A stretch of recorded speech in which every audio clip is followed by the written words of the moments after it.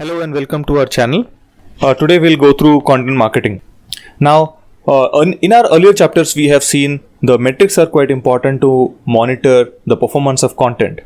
Certain metrics which are relevant for business and certain metrics which are relevant for the operational team, demand gen, digital marketers, product marketers. Now, to generate content which has to be measured further down the line in the value chain process, to make the content successful, the product marketers and the content marketers has to follow certain guiding principles and rules.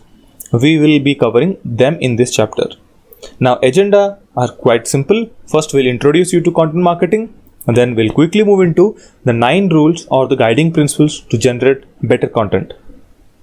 Let's go to the first thing, that is content marketing. Now, content marketing is a type of marketing that includes generating, publishing, and distributing content to a particular audience. It is one of the important arm of organic marketing that we had discussed in the previous chapters as well.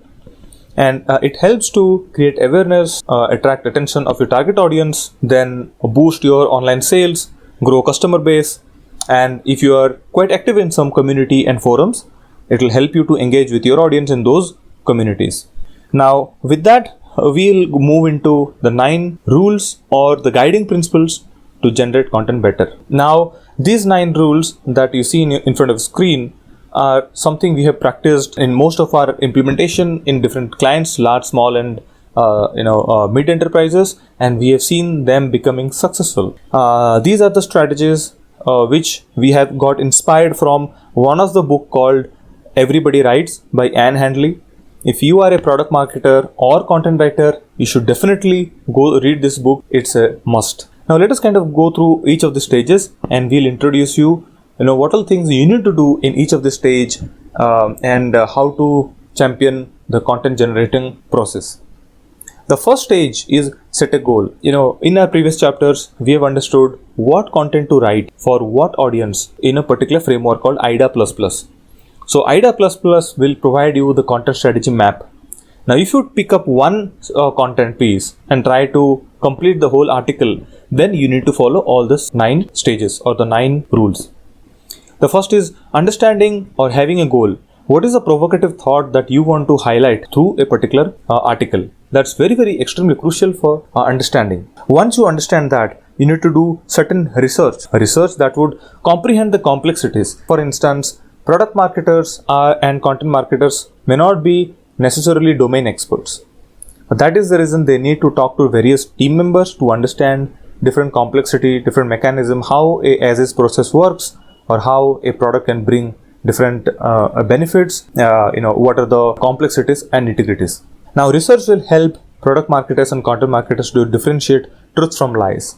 There might be many content claiming certain items, certain things, certain facts. It will help them to differentiate between what is true and what is a lie, and also develop some reliable and factual information which they can further use in their content. The third and the most important aspect, most important stage or rule in the whole 9 rules, that is to create your TOC or table of content in a logical order. Do not jump into writing the content first. So this is a mistake that many product marketers and content marketers do. They quickly start writing the content without even researching or then outlining what they need to write. So first of all, outline them or make a skeleton or you make a table of content. Then cover all the essential themes that you want to cover. And most important in this rule is get the approval from the stakeholders. If you think that there are certain subject matter experts or domain experts, talk to them and ensure that you have a buy-in from them. Then gradually you move to the next stage, that is give a personal touch. That means you create the whole article once the table of content is approved by a subject matter expert, and then you align your whole article with the business. What the business is all about. If it is promoting a product, then you have to align it with the product. If the business is kind of providing a solution or service, you have to align it properly. Now, in case there are certain personal stories, then you need to share them out, which are quite relevant or contextual in the conversation. Or in case if your peers or someone in the organization, some employees want to share their personal stories, which is quite contextual in the whole article that you're writing, do not shy away from putting that information. Now, the 5th stage is write for your customers. That means you always need to keep your customers first. or put the reader's point of view and then create the whole content.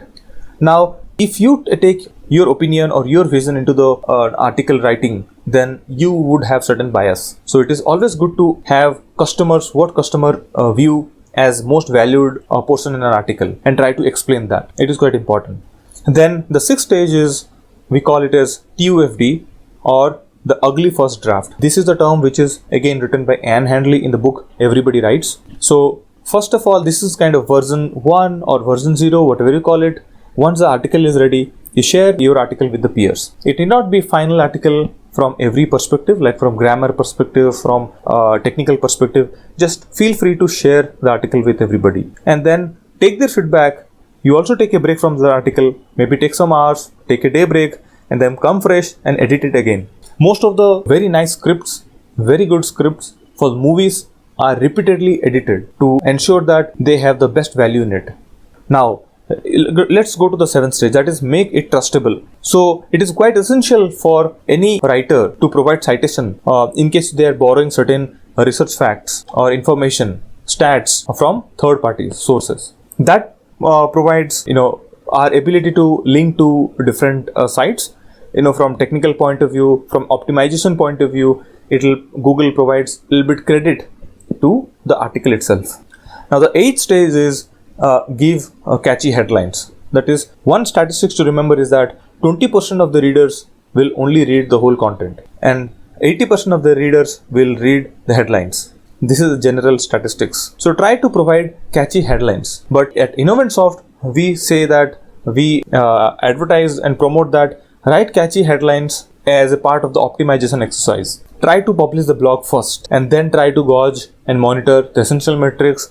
And if you see that the audience are not engaged enough, not enough people are coming and reading your article, then you play around with your headlines.